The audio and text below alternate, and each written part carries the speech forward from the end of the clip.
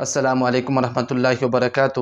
ایک شہر میں ایک بیوہ عورت رہتی تھی جس کی مالی حالت بہت خراب تھی۔ اس کے پاس کل جمع پونجی صرف 3 درہم تھے، لیکن وہ ایک محنتی عورت تھی اور اس نے اپنے بچوں کی پرورش کے لیے محنت شروع کی۔ سب سے پہلے وہ بازار گئی اور ان 3 درہم کا اون خرید کر لائی، جس سے کچھ چیزیں بنا کر بازار میں فروخت کر دی۔ اس طرح اس کے پاس 5 درہم ہو گئے، گویا اس کو 2 درہم نفع میں بچے۔ اس نے 2 درہم سے کھانے پینے کی اشیاء خریدی اور 3 درہم میں اور اون لے آئی۔ اس طرح کچھ دن کام کرنے لگی اور زندگی بسر کرنے لگی۔ ایک دن اس نے بازار سے کھانے پینے کے لیے اشیاء اور اون خرید کر گھر پہنچی۔ اس نے سامان وغیرہ رکھا اور بچوں کو کھانا دینے لگی کہ اس دوران ایک پرندہ کہیں سے اڑتا ہوا آیا اور اون اٹھا کر لے گیا۔ اس کے لیے اپنا تمام تر سرمایہ لٹ جانا بہت تکلیف دہ تھا، یہاں تک کہ وہ مستقبل کی آزمائشوں سے خوفزدہ ہو کر پاگل ہو کر رہ گئی۔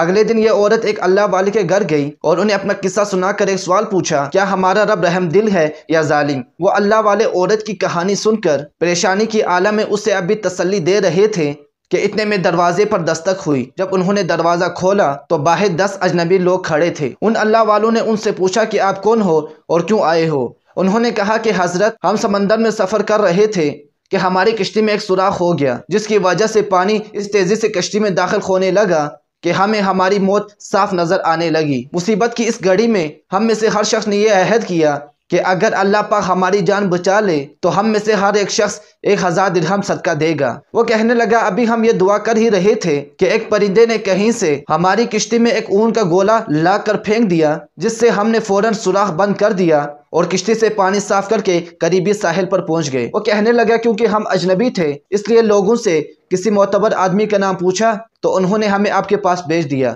یہ لیجئے 10,000 درہم اور ہماری طرف سے مستحقین کو ڈھونڈ کر انہیں دے دینا۔ وہ اللہ والے رب العزت کی اس حکمت پر حیران ہوتے ہوئے 10,000 درہم لے کر اندر اس عورت کے پاس گئے اور سارے پیسے اسے دیتے ہوئے کہا، اب میں تم سے ایک سوال کرتا ہوں کہ کیا تیرا رب رحم دل ہے یا ظالم؟ وہ عورت اللہ والے کے چہرے کو تکتی رہ گئی اور اس کی آنکھوں سے آنسو بہنے لگے اور اسے اپنی غلطی پر ندامت ہونے لگی۔ ناظرین، اللہ کی تدبیریں ہماری سوچ سے کہیں بہتر ہے، اس لیے ہمیں اللہ کا شکر ادا کرنا چاہیے اور اس کے فیصلوں کو قبول کرنا چاہیے۔ وہ رب کسی کو تنہا نہیں چھوڑتا۔ ناظرین، آپ کو یہ کہانی کیسی لگی کمنٹ میں ضرور بتائیں، اور اگر ابھی تک ہمارا چینل سبسکرائب نہیں کیا تو ہمارا چینل لازمی سبسکرائب کر دیں۔ مجھے اپنے دعاؤں میں یاد رکھیں۔ اللہ